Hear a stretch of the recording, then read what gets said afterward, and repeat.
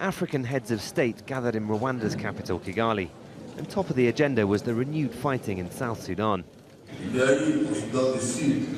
There's fighting in South Sudan, where 300 people have died and thousands fled their homes.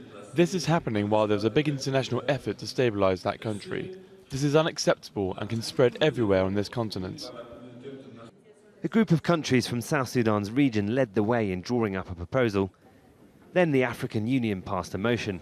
What the summit in a nutshell has agreed, first of all, is to ask for a ceasefire, and that ceasefire must hold. And to support that ceasefire, the summit has also decided to send an African or regional force to go for protection. This month's renewed fighting threatened a peace deal signed in August last year that had ended nearly 2 years of civil war.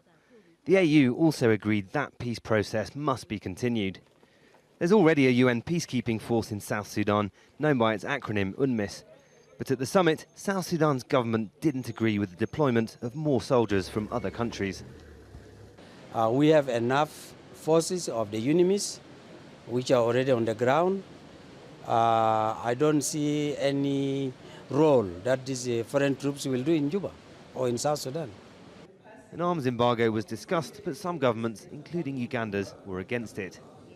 The decision made here at the Kigali Conference Centre to send more troops is expected to be backed up by a UN Security Council resolution.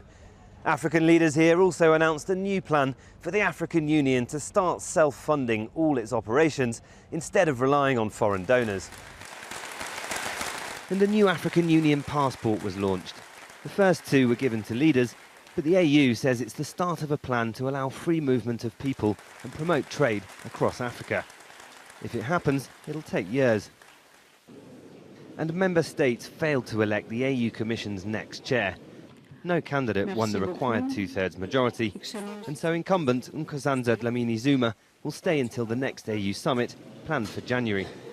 Malcolm Webb, Al Jazeera, Kigali, Rwanda.